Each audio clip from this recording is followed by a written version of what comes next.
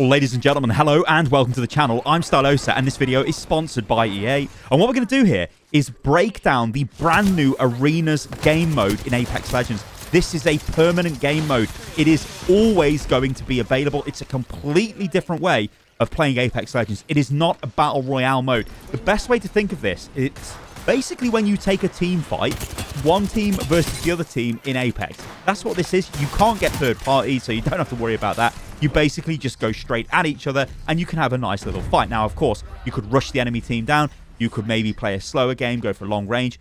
But all of this is based on the weapons that you buy at the start of a round. There is a supply drop which comes in and you are able to take weapons from that. But I'll show you all of that in this video. There are some massive changes as well. I mean, for a start, round-based economy. That means you are buying the weapons that you're going to use before you get into the game. That is a huge change when it comes to Apex Legends. You've also got stuff like when you kill somebody, they don't drop a loot crate on the floor. They just drop all their items so you can pick them up, which is actually pretty nice. Now, there are things like loot crates out in the open world that you can open, and they've got things like shield batteries in and all that stuff. There's also currency you can pick up, but we'll go over that in this video, so do not worry. And I'm also going to show you how this plays. So I'm going to throw in some gameplay clips and talk about how we're playing this as a team and what is going on, because it is so goddamn good. All right, the first place to start here is let's look at this menu, because this is what you're faced with when you first load up the game. All right, it's completely different to anything we've ever seen in Apex Legends. Like, this is totally different. We can see our team, we can see the enemy team, we can see how many rounds that we've won and lost, we can see the armor that we're going to give them. But by the way, you always start off with blue armor. Round 1 is blue armor, round 2 is blue armor, then it starts to escalate and you start getting the purple armor and such. But yeah, there's a lot going on here, so we're going to really drill down onto these elements and I'm going to explain everything here. So this is your team.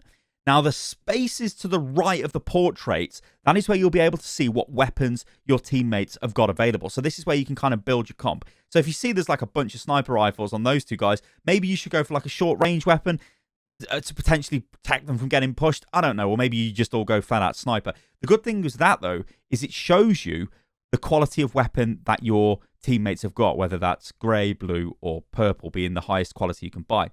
Now, this is the main weapon sort of buying window interface part of this UI screen. Now, you can see you've got your pistols, your shotguns, your SMGs, your assault rifles, your LMGs, your marksmen, and your snipers. Of course, marksman is a new weapon class with this update, and you get to see the price of these weapons. Now, do note, these prices will probably change at some point for balance reasons.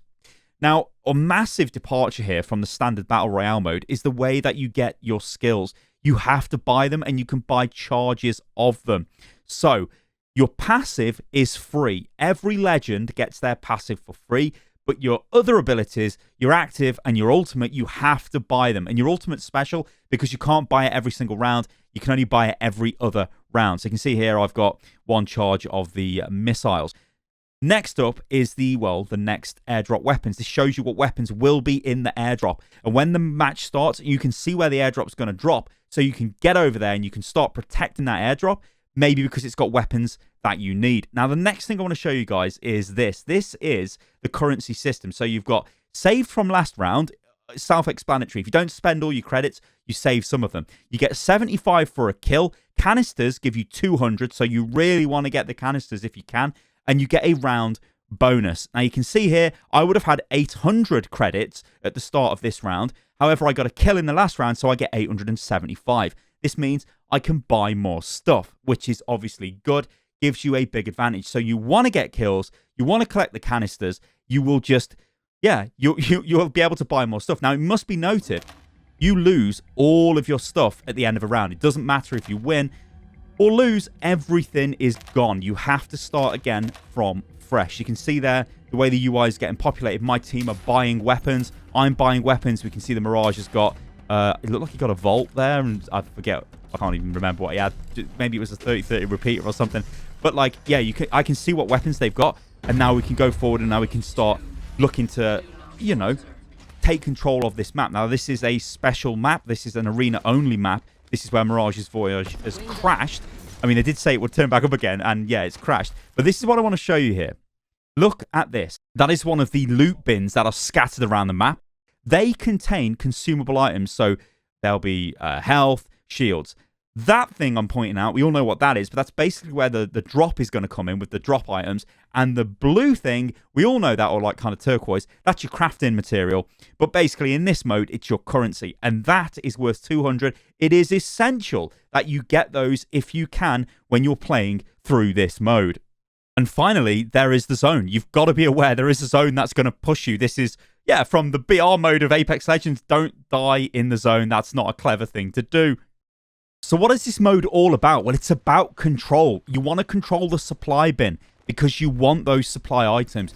You want to control the loot drop because you want those weapons. And you also want to control the canisters because you want that currency for the next round. And I think the best way to go about this is you straight up want to find out where the enemy team is, try and contain them, and try and control the map. Now, of course, the enemy team could just straight up rush you, and if they do that, well, then you're going to have to deal with that. You could straight up rush the enemy team. It's not essential that you take the crafting cash. Well, I guess the canister. It's always going to confuse you because it is crafting currency in Apex generally. But yeah, take the canister, take the supply bin, or take the supply drop. You don't always have to do it because you should have pretty decent weapons anyway at the start of a round. Now, in terms of balance, in terms of optimal loadouts, things you can do in early rounds, it's way too early to tell that because, hey, this mode has just come out. I was only able to play this for a weekend with a bunch of other content creators, so obviously it's going to be difficult to work out like what the meta is and stuff.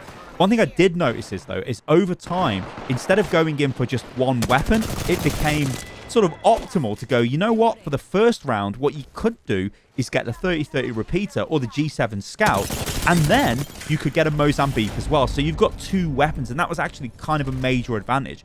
It didn't really seem worth to me to save cash for the next round, but I mean, it totally might be in the future. So what I'm going to do now is buy the R301. So this is going to cost me 600, but then I'm going to upgrade it for another price, and then I can upgrade it again and take it forward to a blue quality weapon with blue quality attachments. However, I can change the scope by middle mouse button clicking on the weapon. I don't do it here, but you will see that in various other gameplay clips that I'm going to show you in a second. So you can decide on what scope you'd like to attach. Now, the decision to make here is, what do you want to do? Do you want grenades? Do you want consumables? Do you want a really beefed up weapon? You can only take it to epic quality or purple quality. You can't go any higher than that, obviously. Also, as well, well, it's not really obvious because you can get gold attachments, but you don't get them from this. You just straight up do not get gold attachments. Only goes up to purple quality. Now, the issue is, what do you want to do? Do you need grenades? Or maybe you're playing against a rampart and you want some nades to mess the rampart up. Makes sense to buy nades, right? I mean, nades are always good, but you need to weigh up whether it's worth having the upgrades on your weapons or having more consumables, more grenades, or having charges of your abilities. Now, this is something which is heavily focused on the balance of this mode. Because, I mean, look at this thing. What I've shown you guys so far is this is a fully fledged mode. It isn't an afterthought. They are straight up going, this is a new gameplay mode we want in Apex Legends. It's got its own maps as well, for God's sake. I mean, look at this. This is the Mirage's Voyage map, which is Party Crasher. You've also got Phase Runner, two dedicated maps. Then, of course, yeah, they do use points of interest from existing maps. So I think we get Artillery, Thermal Station, and Golden Gardens, I believe. And they'll probably add more in future. And they work, right? But this is them saying, look, this is a game mode that we want in Apex. And they're really trying to balance it. It doesn't feel like, you know, a mode which isn't balanced as such. Now, yeah, okay, small caveat there. We've only played over the weekend here. It's a bunch of content creators. As soon as the game goes live, we'll know more about balance. We'll know more about whether the cost of weapons should be changed. Certain tactics might be used. Like, I'm kind of worried that maybe it goes into like a more poke-based meta and we're sort of camping a lot and we're just sort of, you know, waiting for the ring to move in, then we make our move. But, you know, we've played campy over this weekend. We've also played, like, rush-style comps. We've also been rushed down ourselves. Sometimes it's highly effective and sometimes it isn't. But the decision is there to be made when it comes to the weapons that you want. Do you want a souped-up weapon or do you want two weapons? Now, I think at the start of a round, it is really powerful at the moment if you get either the G7 or you get the R3030. Because if you've got the 30-30 repeater or even the G7 Scout, you can then buy Mozambique. So, yeah, you've got two weapons. That's obviously going to be super good at close range. Okay, so we lost that round. You guys probably watched an awesome duel there with our lifeline and the enemy with the bow check, and eventually our lifeline died to the zone, I think, which is unfortunate. So yeah, now the decision becomes, look, we've got 1,700 credits, right? With the round bonus is 1,500, and we got 1 canister. So you can see me there selecting the scope. We might actually have more money than the enemy team now for this round, even though we lost. Although, okay, they would have got kills. That's a nice bonus, but we controlled that canister, which is really crucial. Now, in terms of abilities, they work completely different in this mode, and it is totally for balance reasons. You think about Bloodhound. Think about Bloodhound being able to spam the detection ability over and over again in this mode. It would be kind of broken. You can't do that. You can only use your ability as often as you've actually bought the charges for, and of course, that's different for each legend. So in the case of Valkyrie here, I could have 3 charges, I think, of my missile barrage. Now, I don't. I've only got 1. I've found the ability quite difficult to use. Probably because I'm terrible. Probably because it's a brand new legend. But also the same goes for the ultimate. Now, I have the ultimate in this round. Now, her ultimate lets you very rapidly change location. It basically gives you a personal jump tower, which is super strong. However, if I was to use it, I would then not be able to buy it and use it again in the next round. So this stops you from repeatedly buying your ultimate every single round. You can't do that. If I use it this round, then I don't get it the next round. So you always have to be aware of that. So yeah, the abilities do function differently in this mode. But this mode is insanely good for training you of like just how to take engagements. You get better at Apex through taking engagements. The more often you can take engagements, the better you become at the game. Now, in the standard BR mode, you might have a bad drop and get killed. Oh dear. Maybe you have a good drop, but for whatever reason don't get good weapons, and the squad near you do, and then they take you out. Also, by the way, I like the way you can emote here.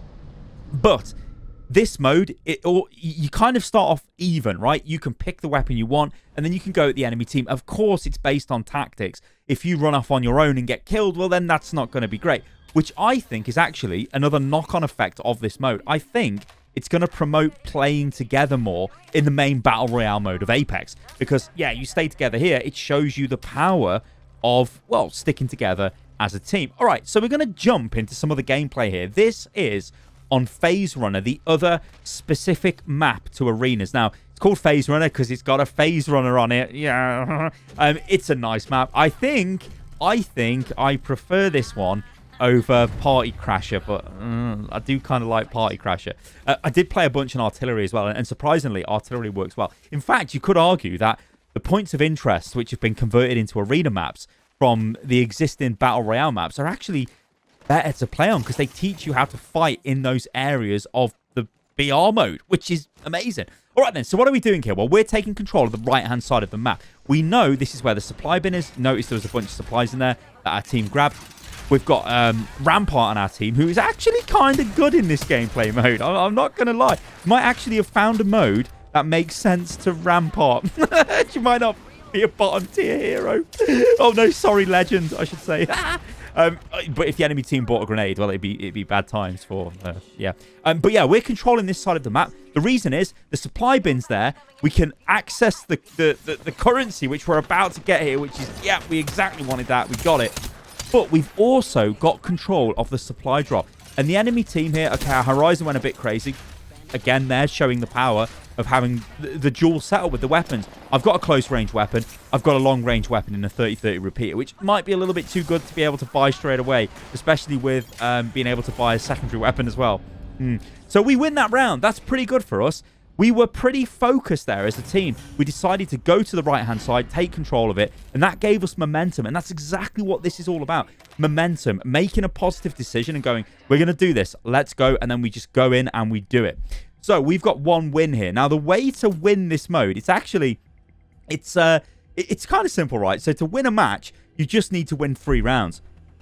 And this is the crucial bit, be ahead of the enemy team by 2 rounds. So what that means, or by 2 points, rounds, whatever you want to call it, is it will go into a tiebreaker if you've both got the same points, and then you'll keep playing until you do take the 2 rounds consecutively and then win.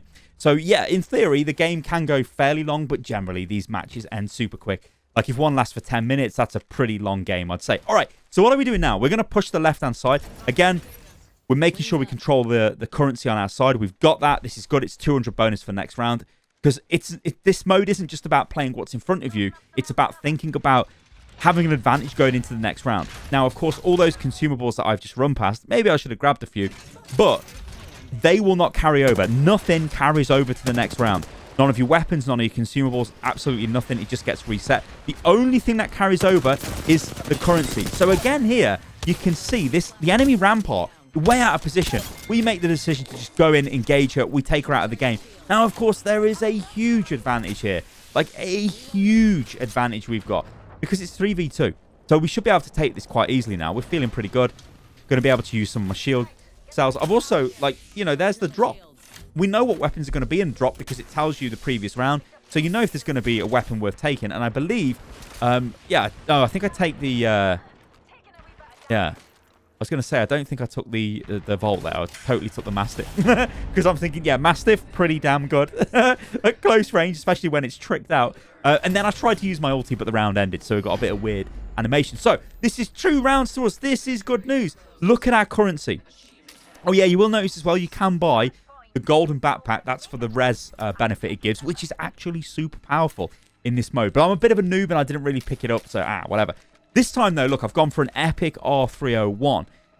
This has meant that I haven't really been able to buy an additional weapon. But I also went for some shield batteries as well because this is about sustain. If you get engaged, you've got to try and heal up that damage with minimal... Like, you just don't have a lot of resources in this mode. Your materials are low. That's why controlling the supply bins is key. And if you kill an enemy player and they drop a bunch of batteries on the floor or med kits or whatever, you want to pick that up because that's going to, again, give you another advantage. You can see here, look, we've opened that. There's a bunch of stuff in there. A large shield cell. There's a med kit in there. This is good. This means we can take more prolonged fights. And we're about to see a really good example of that. So our team here is a little bit split up. Our rampart went off on a bit of a mad one. Tends to happen. But it's set up a decent position. And I've decided to actually help them out. I've spotted out the enemy. Again, I'm using the R301. It is probably my favourite weapon. Got a ×2 scope on it. It's okay. At this range, it's not going to be great as I'm getting annihilated. I'm like, oh my god, I need to get the hell out. But it's okay. I can take that engagement because I know I've got enough resources to get myself back in the game. So because we took that supply bin, this means I can be an idiot and I can go for that engagement because maybe the enemy hasn't taken theirs and the enemy don't have enough shield cells to actually regenerate themselves from the damage I've done to them. Also, the enemy tried to flank here, which I've got to be honest is a pretty viable tactic. If you can get a sneaky flank on the enemy, it can be devastating, especially if you knock one of them down, because that is just going to crush them, because they don't really have time to get the other one back up that you've just knocked down unless they get into cover. So yeah, although I do believe staying together as a team is always probably going to be the best thing to do here, right? You don't want to just run off on some Rambo mission on your own. That's probably going to be bad. Now, this is me using Valkyrie's ultimate. Don't worry too much about Valkyrie's abilities. I have got a different video I've made showing off Valkyrie. She can see where the enemies are when she dives, and she can also see them when she dives out of the dropship.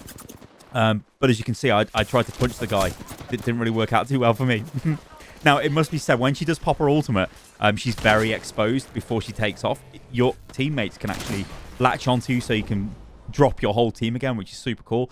But if you get shot, you will actually fall out of it and you'll lose 25% ult charge. Also, you can cancel it as well. But anyway, that's Valkyrie-specific stuff. So look at this now, right? We've got 1,775 credits. The decision is, how do we play this? What do we want to do? We've now got purple armor. Look at our team.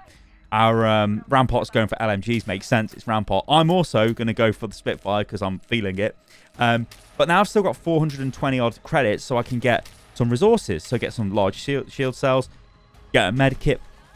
These are things that are going to keep you in the game. And it's like I said before, without them, you can't really take the fights. And I really like the way this mode works because the first round is pretty much like, you know, the enemy and yourself are not going to have tons and tons of shield batteries. You're not going to be able to get rid of the damage you're going to take. So the fight should be quicker. But as the rounds progress, the armor quality gets better. You should have more resources available if you decide to not fully upgrade your weapons, let's say.